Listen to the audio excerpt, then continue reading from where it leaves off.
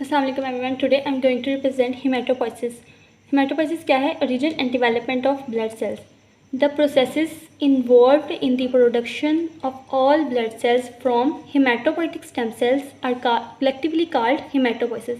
ऐसे तमाम प्रोसेसेस जो हेमाटोपोइटिक स्टेम सेल से red blood cells, white blood cells और प्लेटलेट्स बनने के में इन्वॉल्व होते हैं, उनको हम क्या कहते हैं? हेमाटोपोइसिस। हेमाटोपोइसिस क्या है? ये एक हाईली रेगुलेटेड प्रोसेस है। इसमें एक सीक्वेंस में ब्लड सेल्स बनते हैं, देन वो मैच्योर होते हैं और हमारी ब्लड स्ट्रीम में आके अपना फंक्शन परफॉर्म करते हैं। हेमाटोपोइसिस क्या करता है? Maintain circulating cell number with relatively constant level.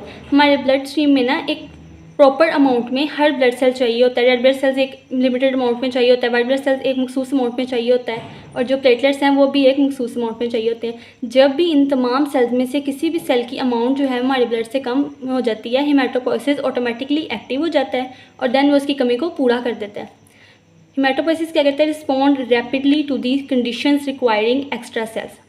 जब हमारी बॉडी में कुछ इस तरह की कंडीशंस हो जाती हैं, फॉर एग्जांपल हमें कोई डिसीज़ हो गया, कोई बीमारी हो गई है जिसमें ब्लड सेल्स जो हैं वो ब्लड में कम हो गए हैं, तो हेमाटोपोइसिस एक्टिव होगा और उससे उस कंडीशन के लिए एक्स्ट्रा सेल्स प्रोड्यूस करेगा। जैसे कोई इन्फेक्शन हो गई है ना, तो डब्ल्यूबीसीज एक्स्ट्रा अमाउंट में बनेंगे और इस इन्फेक्शन से फाइट करेंगे और देन उसको ख़त्म कर देंगे।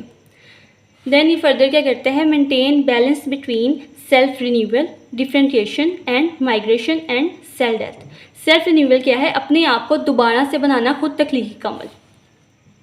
स्टेम सेल्स दो तरह से डिवाइड होते हैं, सेल्फ रिन्यूअल और डिफरेंशिएशन। सेल्फ रिन्यूअल में वो क्या करते हैं? अपने आप को दोबारा से फॉर्म करते हैं, बिल्कुल उसी शेप में, उसी कंडीशन में, उन्हीं फंक्शंस के लिए। ये एक स्टेम सेल से स्टेम सेल बनेगा, वो इसी तरह फर्दर सेल्स में डिफ्रेंशिएट करेगा और मैच्योर होगा। अब एक स्टेम सेल सेल्फ रिन्यूअल के तौर पे बना है और दूसरा स्टेम सेल डिवाइड होगा और फर्दर सेल्स मैच्योर होकर अपना फंक्शन परफॉर्म करेंगे। थर्ड इसका फंक्शन क्या है? ये माइग्रेशन कर जाते हैं, जहाँ पे भी इनकी ज़रूरत होती है, रेड ब्लड सेल्स की जहाँ ज़रूरत होती है वो बनेंगे और वहाँ माइग्रेट कर जाएंगे। फोर्थ में क्या है? Cell death. जब भी किसी सेल की लाइफ स्पैन जो है वो ख़त्म हो जाएगा, जैसे आरबीसी का जो लाइफ स्पैन है वो 120 डेज़ का होता है, जब वो उसका लाइफ स्पैन ख़त्म हो जाएगा तो क्या होगी? सेल की डेथ हो जाएगी। नेक्स्ट है development of blood sales. Development of blood sales के डिफरेंट स्टेजेस हैं। फर्स्ट स्टेज है गेस्टेशन पीरियड। गेस्टेशन पीरियड में क्या होता है? जो एम्ब्रियो है वो फीटस में डेवलप करता है। ये स्टार्ट कहाँ से होता है? थर्ड वीक से। थर्ड वीक ऑफ प्रेगनेंसी से स्टार्ट होता है। In the third week of embryonic development और foetal life the haematopoietic stem cells appear in yolk sac. Pregnancy के थर्ड वीक में एक यॉक सैक अपेयर होता है, ठीक है, यॉक सैक मौजूद है, उसमें हेमाटोपोइटिक स्टेम सेल्स अपेयर होना शुरू हो जाएंगे, ठीक है।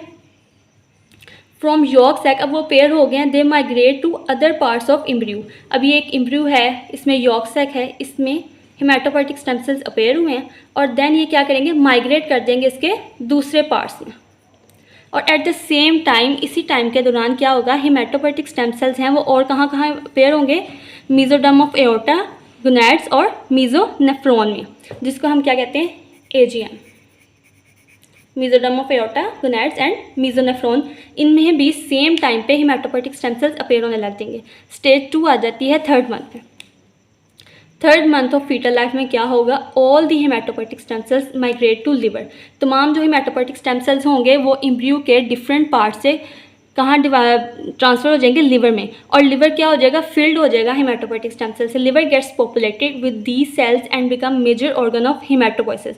अब तमाम का जो हेमाटोपोइसिस का अमल है ना वो लिवर में हो रहा है थर्ड मंथ में। और एट द सेम टाइम क्या होगा? Some of these haematopoietic stem cells also goes to spleen and lymph nodes and then some of hematopoiesis also occur there।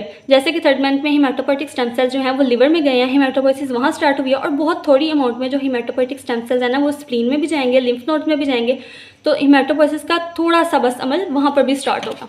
Next stage है फोर्थ मंथ। फोर्थ मंथ में क्या होगा?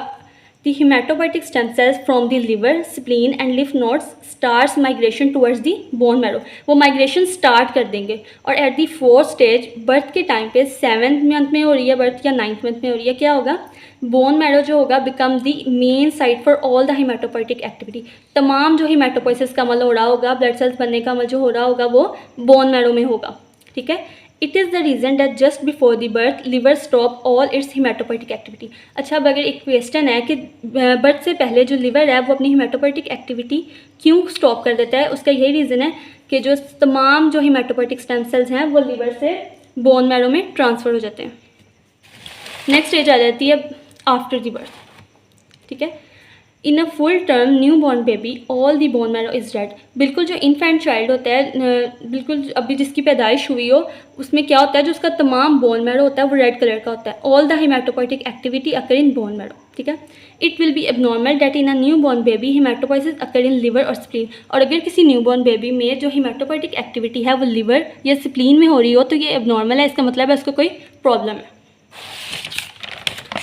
Next हम देखेंगे जो बाद का जो एरा है, चिल्ड्रन हैं, जो एडल्ट्स हैं, उनमें हिमेटोपोइटिक एक्टिविटी किन जगहों पर होती है, उनके कौन से बॉडी पार्ट्स में हिमेटोपोइटिक एक्टिविटी होती है।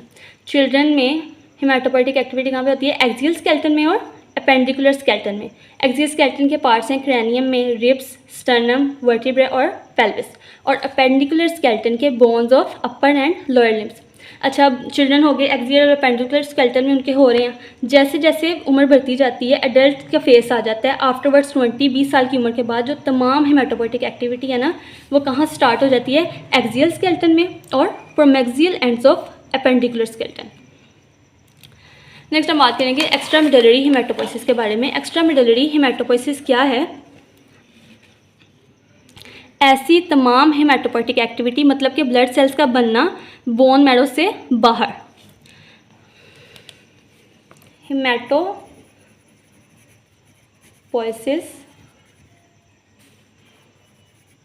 आउटसाइड द बोन मैरो, ऐसी तमाम हिमेटोपोइटिक एक्टिविटी जो बोन मैरो के बाहर हो, बोन मैरो से अलावा किसी पार्ट में हो, उसको हम एक्स्ट्रा मेडुलरी हिमेटोपोइसिस कहेंगे। अच्छा, ये न्यू बॉर्न बेबीज़ में अगर हो रही है तो मैंने पहले ही बताया था कि एबनॉर्मल है। एडल्ट्स में किस में होती है एक्स्ट्रा मेडुलरी हिमेटोपोइसिस, एडल्ट्स में होगी लिवर में, स्प्लीन में, लिम्फ नोड्स में और थाइमस में।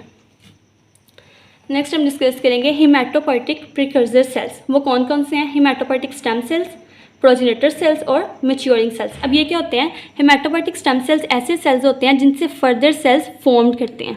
हिमेटोपोइटिक स्टेम सेल्स क्या बनाएंगे, प्रोजेनेटर सेल्स, और प्रोजेनेटर सेल्स क्या होंगे, वो मैच्योर्ड हो जाएंगे और देन वो अपना फंक्शन परफॉर्म करेंगे। इनकी डेफिनेशन अगर हम देखें तो haematopoietic stem cells are substance cell और cellular component from which another cell is formed. Haematopoietic stem cell हम किसको कहते हैं, सेल या सेल का ऐसा कोई भी कंपोनेंट जो फर्दर डिवाइड होके अपने जैसे सेल बना सके या डिवाइड होके दूसरे सेल को राइज करे, उसको हम हिमेटोपोइटिक स्टेम सेल्स कहते हैं। और जो प्रोजेनेटर सेल्स होते हैं, मैंने पहले बताया था, ऐसे सेल्स जो खुद हिमेटोपोइटिक स्टेम सेल से बनते हैं, descendants of stem cells, haematopoietic stem cell से खुद बनते हैं और फर्दर डिफ्रेंशिएट करते हैं स्पेशलाइज्ड सेल्स में। वो कौन से स्पेशलाइज्ड सेल्स होते हैं जिनमें वो मैच्योर कर जाते हैं, माइलॉइड सेल्स और लिम्फोइड सेल्स। नेक्स्ट हम बात करेंगे मैच्योरिंग सेल्स के बारे में। मैच्योरिंग सेल्स क्या हैं, मैच्योरिंग सेल्स प्रोजेनेटर सेल से बनते हैं। एक दफ़ा वो जो शेप ले लेते हैं, जो कंडीशन वो अपनी ले लेते हैं, अपनी आइडेंटिटी को वो दोबारा चेंज नहीं करते। इसके बाद सेल डेथ का ही फेस आता है। अब अगर हम बात करें कि हिमेटोपोइटिक स्टेम सेल्स जो हैं अगर प्लूरिपोटेंट हैं तो वो कैसे हैं। प्लूरिपोटेंट सेल्स क्या होते हैं, the cells that are able to give rise to many different type of cells or tissues in the body। pluripotent cells क्या होते हैं, जो अपने से डिफरेंट सेल्स बना सकते हैं, फर्दर बना सकते हैं और टिश्यूज़ आगे भी बना सकते हैं। तो हिमेटोपोइटिक स्टेम सेल्स क्या करते हैं, आगे प्रोजेनेटर सेल्स बनाते हैं, प्रोजेनेटर सेल्स फर्दर मैच्योर होते हैं, वो आगे सेल बनाते हैं। तो हिमेटोपोइटिक स्टेम सेल्स प्लूरिपोटेंट है। ये एक स्टेटमेंट है जिसको मैंने क्लैरिफाई किया। अब यहाँ पे एक डायग्राम है, स्टेम सेल्स कैसे डिवाइड करते हैं। एक स्टेम सेल है वो फर्दर डिवाइड करेगा दो चीज़ों में, माइलॉइड स्टेम सेल्स में और लिम्फोइड स्टेम सेल्स में मैच्योर होके। माइलॉइड स्टेम सेल से बनेगा माइलॉइड ब्लास्ट और लिम्फोइड स्टेम सेल से बनेगा लिम्फोइड ब्लास्ट। अब माइलॉइड ब्लास्ट फर्दर किन सेल्स में डिफ्रेंशिएट होगा, आरबीसीज में, प्लेटलेट्स में और डब्ल्यूबीसी में, लेकिन वो वाले डब्ल्यूबीसीज जो ग्रेन्युलोसाइट्स हों, ठीक है। और लिम्फोइड ब्लास्ट जो है वो टोटल डब्ल्यूबीसीज में डिवाइड करेगा, ठीक है। इसमें आ जाएंगे जो लिम्फोइड्स ब्लास्ट से बन रहे हैं वो होंगे टी लिम्फोसाइट्स और बी लिम्फोसाइट, ठीक है। देन फर्दर है lymphoid stem cells. Lymphoid stem cells क्या है?